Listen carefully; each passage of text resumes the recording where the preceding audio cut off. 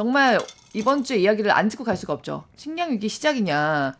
이 불안이 점점 고조되고 있어요. 네. 사실 나오셨을 때 화요일 날 나오셨을 때 이미 그 흑해 곡물 협정 관련해가지고 얘기를 조금 했었었는데 그 뒤로 국제 시장에서 이 곡물 선물 가격들이 뭐 딱 그 우크라이나 전쟁 발발했을 때 수준으로 지금 매일매일 뛰고 있더라고요. 네, 저는 사실 네. 이게 더 좀 심각한 문제가 될 수도 네. 있을 것 같습니다. 지금 네. 장에서 증시에서 그 이제 실적 시즌이다 보니까 이쪽에 관심을 안 갖고 있어요. 근데 이게 이제 협상이 그때 저희가 화요일 날 이야기할 때는 좀 장기적으로 협상이 좀 진행될 수도 있을 것 같다라는 이야기를 했었는데 지금 공격을 하고 있잖아요. 네. 지금 러시아에서 오데사를 공격하고 있거든요. 근데 이 오데사가 굉장히 중요한 항구인데 거기를 공격하고 있다는 것 자체가 이거 협상이 쉽지가 않을 수도 있을 것 같다라고 해서 저희가 이제 흑해 곡물 협정을 뭐 아시는 분도 계시겠지만 사실 저희가 그렇게까지 신경 쓰던 안 쓰던 분이 더 많았을 것 같아서 그게 뭔지 왜 시작됐는지 구체적으로 어떤 건지부터 좀 말씀을 드리고 오늘 좀 자세히 이야기를 드리도록 하겠습니다. 네. 이게 이제 작년에 이제 러시아가 우크라이나 치면서 곡물 가격이 다 올랐잖아요. 네네.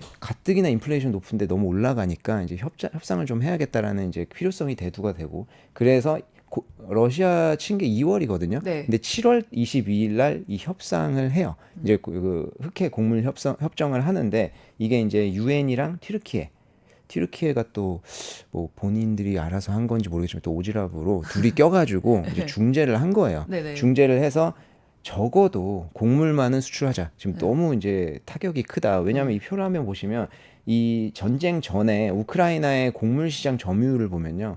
해바라기 CU는 거의 50% 가까이 됩니다. 그리고 네. 나머지도 비중이 낮지가 않아요. 그렇기 때문에 우크라이나에서 난리였죠, 수출이 안 사실, 되니까. 작년에. 네, 이게 네. 난리가 난 거예요. 그래서 7월 22일 날 허가된 항구에서는 이제 수출을 할 수 있도록 일부 품목에 대해서 이제 허가를 해서 러시아에서도 동의를 한 건데요. 그래서 지금까지 4번인가 연장이 됐습니다. 그래서 나쁘지 않게 진행이 됐고요. 구체적으로 어떻게 시행이 됐나 좀 보면요. 저 그림에서 나오는 3개 항구, 오데사, 그리고 체르노모르스크, 그리고 위쪽에요, 유즈니, 그죠? 예, 위쪽에 있는 3개 항구에서 튀르키예 이스탄불로 이제 수출을 할 수 있는 거예요. 근데 수출을 할 때 이제 유엔이랑 우크라이나, 터키 여기에서 이제 모니터링을 하죠. 제대로 나가는지. 왜냐하면 지금 전시잖아요. 그러니까 이게 무기라든지 뭐 어떤 탈출 인구라든지 이런 것들이 없는지에 대해서도 상당히 이제 엄격하게 모니터링을 하고 이제 수출을 왔다 갔다 하는데요. 여기서 중요한 게 지금 보시면 요게 저기 그 블랙시 저게 흑해잖아요. 크림반도랑 사이에 두고 여기로 나갈 때 그 우크라이나랑 러시아 양쪽에서 저쪽에 지뢰를 다 많이 깔아놨잖아요. 지금. 왜냐하면 전쟁이 나면 처음부터 이제 해상 봉쇄가 제일 중요하다 보니까 지뢰를 많이 깔아놨고요. 지금 그 배가 들어와서 저 3개 항구에서 튀르키예로 갈 때 이제 우크라이나 측에서 제공한 지도를 보고 가는 거예요. 네. 그 지도에서 이제 여기에 지뢰가 안 깔려 있는 부분으로만 가는 거예요. 그러니까 거의 살얼음 판을 걷는 거죠. 그러네요. 여기서 중요한 건 뭐냐면 우크라이나에서 제공한 지도예요. 그러니까 러시아에서 그냥 지뢰 깔아버리고 이야기를 안 하면 그거는 그냥 지뢰를 맞아볼 수 아무리 있는 거예요. 그래도 곡물 실은 배에 지뢰 터뜨리는 순간 러시아는 진짜 전 세계랑 그쵸, 싸우자 그쵸. 하는 거 아니에요? 그렇죠. 뭐 지뢰를 더 그렇게까지? 깔아놓지 않았다라고 네, 해도 네. 협정을 파기했으니까 그럴 네네. 가능성이 이제 충분히 있는 거죠. 그래서 이제 선박이 안 들어가려고 하겠죠. 당연히 네네. 외국 너무 선사 불안하니까. 입장에서는 굳이 네. 본인들이 들어갈 필요도 없고 이제 프리미엄 비용 엄청 붙어버릴 텐데 그래서 이제 그 입출 시에는 유엔, 그러니까 러시아랑 우크라이나는 당연하고요. 그리고 유엔이랑 튀르키예 이렇게 4개의 협동 본부가 있거든요. 거기에서 무기 반출이 안 되는지 이거에 대해서 보는 거예요. 왜냐면 무기 지원 우크라이나 많이 해줄 수 있으니까. 그래서 그런 조건으로 괜찮다라고 하면 수출할 수 있다라는 이제 인도주의적인 거죠. 왜냐하면 이제 그 우크라이나에서 수출하는 게 반 정도는 신흥국으로 간다고 저희 말씀 드렸었잖아요. 그게 결국엔 구호식품이거든요. 그쵸. 그래서 이제 그게 과거에 이제 전쟁 전에는 그 구호식품에 차지하는 비중이 2% 넘었으니까 굉장히 중요했었는데 이번에 이제 저 조약을 하면서 미치는 영향이 굉장히 크다라고 평가가 됐었습니다. 근데 효과가 과연 있었냐에 대해서는 올해 들어서 이제 그 밀 가격 같은 경우에는 17% 하락했고요. 네. 옥수수 가격은 26% 하락했습니다. 네, 그래서 지금 실질적으로 보면은 효과가 그 있었어요. 곡물 협정 이후에 가격 하락세가 저희 지금 표 아까 준비하셨던데 네 한번 보시죠. 이게 진짜 그 곡물 협정 하고 나서 그 다음부터 이제 네, 진정이 됐었던 거죠. 확실히 효과 있었던 사실 거예요. 우리도 뭐 밀가 최근에 뭐 저희 뭐 라면 가격 사실 정부에서 얘기해서 다시 낮추고 과자 같은 것도 이렇게 올려야 된다 그러고 밀가루 가격이 진짜 많이 올랐었어요. 그렇죠. 예. 근데 이번에 그 라면 가격 같은 것도 이렇게 다시 낮추면서 얘기한 게 다시 밀가루 가격 떨어졌잖아. 물론 작년에 부담은 좀 있었겠지만 떨어졌는데 고물가 시대에 좀 잠깐 좀 참고 이 고통을 분담하자 이렇게 해서 다시 낮출 수가 있었던 거였거든요. 그렇죠. 근데 지금 그 상태에서 이 밀가루 가격이 다시 오른다고 하면 사실 우리나라는 그래도 뭐 라면, 빵 이런 정도 오르는 거겠지만 지금 아까 말씀하신 대로 신흥국은 기아가 올 수도 있는 그냥 못 거고. 먹는 거죠. 그래서 못 먹은 거고 우리도 작년에 어떤 그 러우 전쟁 처음 터졌을 때 식량위기에 대한 불안감이 굉장히 많이 잊혀졌는데 사실 계속 이 상태면은 제일 큰 그 문제가 돌아올 수 있는 거예요. 그죠? 그렇죠. 그 가격이라는 게 그 밀 아까 말씀하셨는데 그것도 가격이 이제 벌처럼 쏘아 올려서 나비처럼 떨어지잖아요. 네.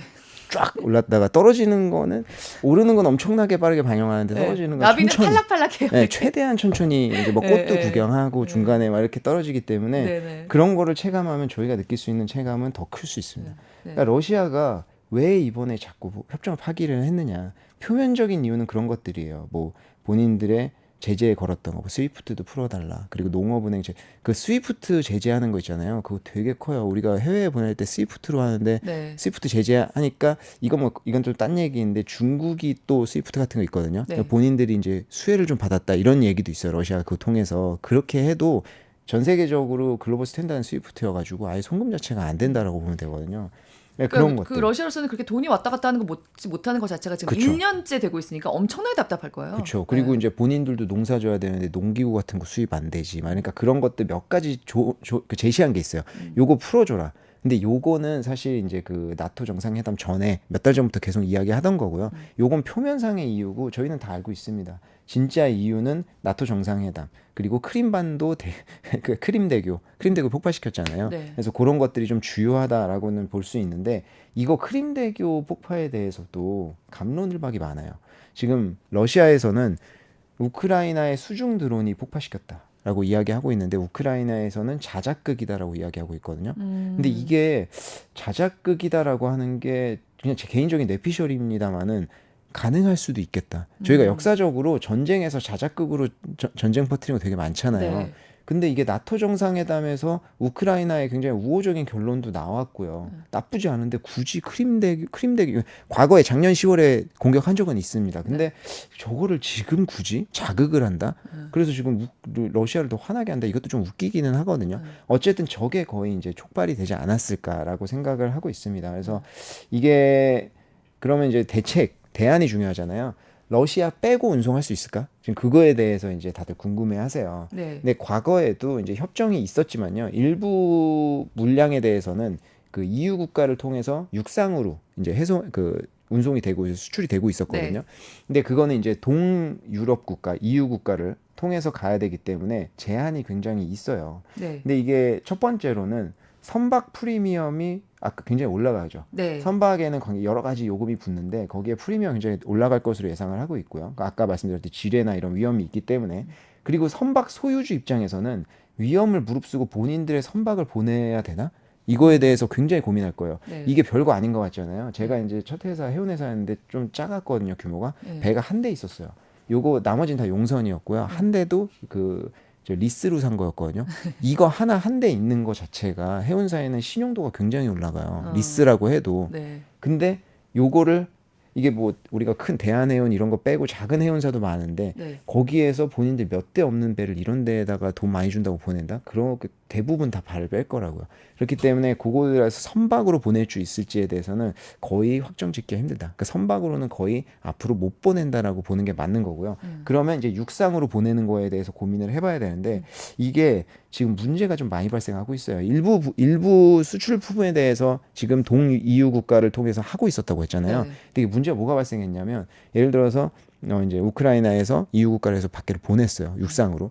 근데 이게 그냥 끝까지 가서 해외로 수출이 되면 문제가 없는데 중간에 가는 EU 국가들에서 이게 가격이 싸니까 지네가 빼가가지고 자기네 나라에서 파는 거예요. 그러면 뭐 자국민들은 좋겠죠. 네네. 근데 이제 자국에 있는 농민들의 반란이 되게 심한 거예요. 아니 우리는 뭐 예를 들어서 10,000원에 파는데 우크라이나 거 와가지고 5,000원에 판다고 하면은 본인들 경쟁력 떨어지잖아요. 그렇죠. 그러니까 이거에 대해서 시위를 하고 또 난리를 쳤어요. 네. 그래서 EU에서 지금 불가리아, 헝가리, 폴란드, 루마니아, 슬로바키아 여기에는 현지에서 판매를 아예 금지시켰어요. 그 정도로 이런 이제 하고 있는데 이거를 지금 선박으로 나가던 부분을 다 이제 육상으로 한다. 그럼 이런 문제들 더 불거질 거기 때문에 네. 그 농민들이 막 안 된다 막 들어눕고 하면은 이제 그쪽으로는 이쪽 못 통해. 그럼 또 딴 데로 가고 이게 문제가 굉장히 심각해지는 거고 그리고 설사 이제 수출이 가능한 끝에까지 갔다라고 해도 네. 동유럽 국가들이잖아요. 그러니까 서유럽하고 동유럽을 봤을 때 GDP 격차 굉장히 커요. 네. 그러니까 동유럽이 상대적으로 이제 힘든 국가들이 많거든요. 그런데 항구들이 제대로 정비되어 있다라고 보기 힘들어요. 그럼 그 항구까지 가서 수출 캐파가 된다? 이거를 좀 예상하기가 쉽지가 않다. 그러니까 여러 가지 이런 것들을 봤을 때 되게 힘들고요. 그 트럭으로 운반을 하는 거랑 배랑 운반하는 거 아까 그림을 보여주셨었는데 이런 곡물들 운반을 할 때 대부분 벌크선을 쓰거든요. 네. 이 벌크선이 중간에 있는 겁니다. 그래서 이 벌크선은 저기 안에 이제 네모나게 되어 있는 게 뚜껑이 열려요. 그럼 거기에 진공청소기처럼 곡물을 싹 빨아들여서 거기에 넣는 거거든요. 그 안에 채워가지고 갈 수 있는 양이랑 트럭에 채워갈 수 있는 양이랑은 완전히 다른 얘기예요. 네. 그러니까 이게 그렇겠네요. 트럭으로 되면 결국에는 그냥 가격이 올라가 버린다라는 결론이 나오거든요. 여러 가지 제가 앞에서 네. 말씀드리는 것들을 봤을 때 그러면 그냥 거기서 수출 하나하나나 인플레이션에 미치는 영향은 거의 똑같다. 이렇게 보시면 될 것 같습니다. 그리고 이제 네. 곡물 선물 가격이 과연 급등했냐 아까도 이야기했는데 네. 지금 최근에 이제 좀 보면요. 그 밀이라든지 옥수수 같은 경우에는 10% 넘게씩 네. 다 하루에 급등하고 있는 이게 상황. 하루에 그렇게 오르더라고요. 네, 맞습니다. 네. 이 선물 가격은 사실 나토 정상회담을 할 때부터 조금씩 올랐어요. 미리 이제 반영이 됐다라고 볼 수 있고요. 그리고 지금 사재기 현상들이 일어나고 있거든요. 이집트 같은 데는 뭐 러시아, 루마니아로부터 지금 최근에 65만 톤을 대량으로 구입했어요. 이 비축용이에요, 다. 네네. 이거 문제 또 생길 것 같으니까 다 비축하고 있는 거고 우크라이나 농부들 같은 경우에도 수출 못 한다고 하니까 파종 미룬다든지 네. 뭐 이런 상황이 좀 발생을 해서 이거는 미치는 파급 효과가 좀 클 수 있을 것 같다라고 볼 수 있고요. 향후 전망으로 마지막으로 좀 제 개인적인 생각을 좀 말씀드리면 네. 지금 오데사를 공격하고 있는 게 문제가 된다고 하는데 그 아까 세계 수출 항구 중에서 오데사가 끼어 있었잖아요. 네. 이 수출 항구가 협정이 다시 이제 재개된다고 해도 오데사에서도 수출을 해야 돼요. 근데 지금 오데사의 수출 기지에 대해서 계속 공격하고 예, 있거든요. 계속 예, 공습하더라고요. 그럼 이거 캐파가 망가지는 거예요. 수출을 못 하게 될 수도 네. 있어요. 그러면 재개된다고 해도 오데사는 제 역할을, 제 기능을 하지 못할 수도 있다. 그렇게 되면 나머지 제일 두 개에서 크잖아요, 근데. 그렇죠. 그럼 나머지 두 개에서만 수출하는 거예요. 그렇게 되면 수출량에도 결국 문제를 준다. 그러니까 계속 재개되고 병목 현상은 있을 수밖에 없겠네요. 사실 그렇죠. 지금 파괴시켜 놓은 것만 봐도. 그렇죠. 그렇기 때문에 이게 좀 재개가 돼도 지금은 이제 쉽지 않은 상황이 됐고 과거처럼 쭉쭉 떨어지지는 않겠다 가격이. 그래서 지금 서두에도 말씀드렸지만 미국이 실적 시즌이어가지고 이제 관심이 좀 없는데 실적 시즌이 좀 지나고 설사 이제 아니면 지금 실적 시즌이 다음 주에 중요한 기업들 많은데 좀 분위기가 안 좋아진다라고 하면 네. 이거 인플레이션에 대한 다시 우려가 다시 좀 급등할 수도 있겠다라고 보고 있습니다. 그래서 그 요번 FMC에서는 크게 반응이 되지 않을 수도 있지만 다음 FMC 정도에서는 요거에 대해서 좀 언급할 수도 있지 않을까.